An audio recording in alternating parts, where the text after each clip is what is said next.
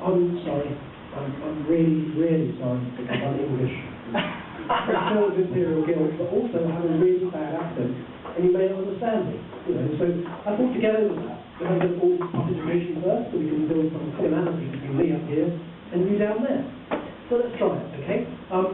Anyone in the room who's been raised by a adopted family of wolves, go yeah. Okay. Anyone here that's product of anonymous sperm donation? Yeah! No. Anyone being constructed in Shenzhen in a factory from cardboard and counterfeit eggs? One, okay? Well, you're alone, then, aren't you? Because I reckon everyone else in this room, at some point in their lives, has probably had parents, right? And me too. You know, I'm not boasting or anything. Don't get that idea. But you know, parents are a wonderful thing to have. As you get older, though, they start to lose that common sense. You know, there's that early period in life where they look after you, and then later on you look after them, and that becomes quite annoying to me. Because my father, I love him to bits, no common sense. He devoted 5 years of his life to writing a realistic self-help book. It was called Men Are Not From Mars, Women Do Not Have Penis. It did not essentially you are the father. But obviously he's a very funny man, lacking in common sense, and not very good at making conversation. He called me up the other week, and he said, James, so attention to detail, that's quite important to parents, okay? James, I was in France. I thought this is fantastic. My father travelled a lot. You know, he's a cultural man, he sees the world, to understand different people, different places. I was in France with your mother, and I thought that's great. He hasn't denied his wife, which I to travel with him. He's a generous person. In France with your mother, in a hotel. Pick that up. In a hotel. In a hotel. He's not making us sleep in a ditch. I mean, how much more generous could it get? And he carried on. He goes, James, I was in France with your mother, in a hotel, watching a pornographic movie. And I thought, hang on. This is hardly appropriate conversation material to your son. This is my mother you're talking about. Well, but it got worse. Carry on, I was watching this pornographic movie, and there's not much of a plot. Some of you don't seem surprised. You're thinking, yeah, it's got a point there, but most of you are probably think, we don't watch these things for the plot.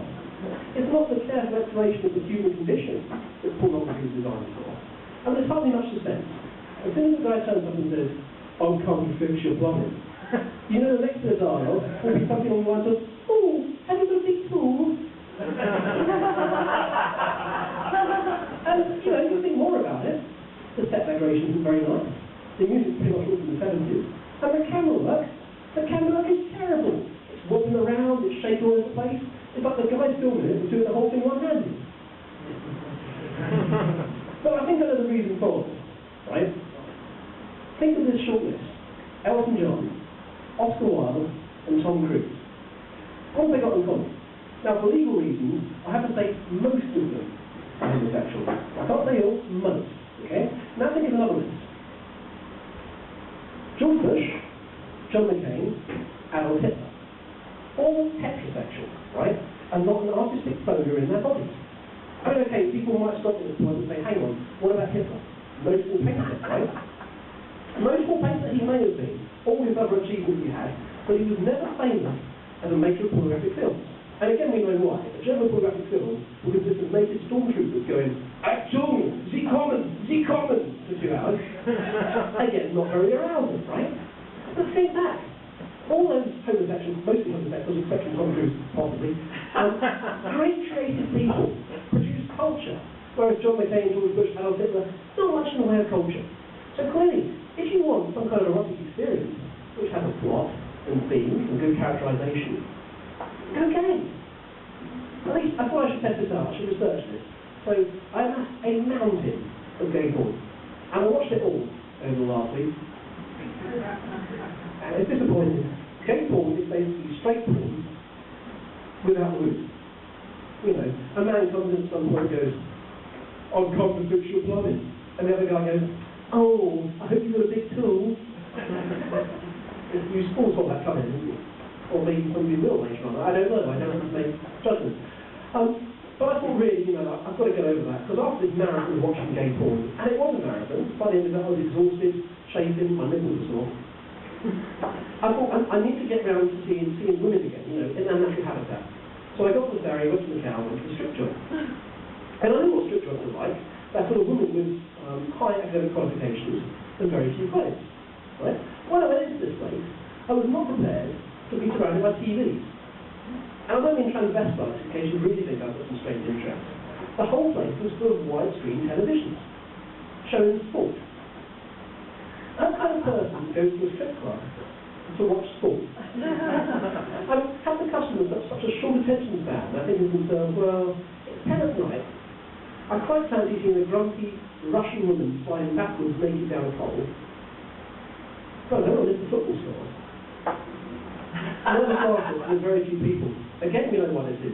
Women are angry because they're being rude about strippers. I'm not being rude about strippers. I love strippers. Any man in this room. But obviously the women are angry. The men sat next to women are sat next to angry women. They're quite scared.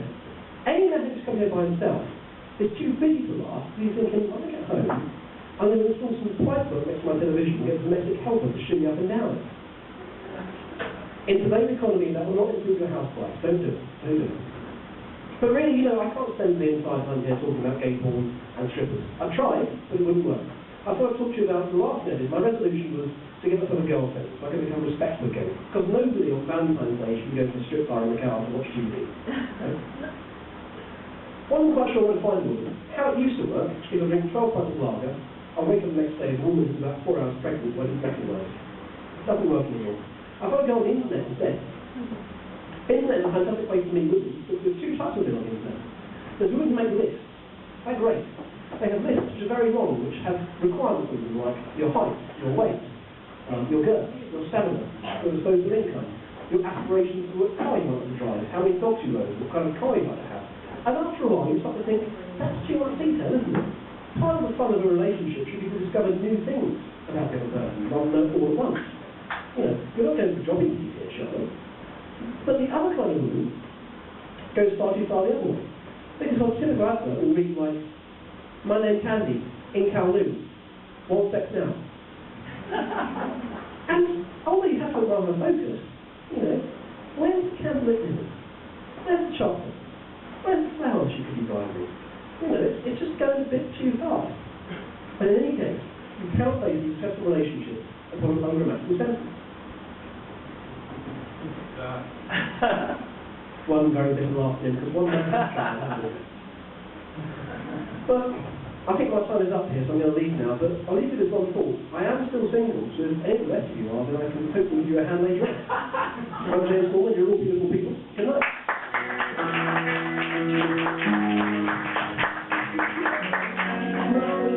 Again, James Foreman.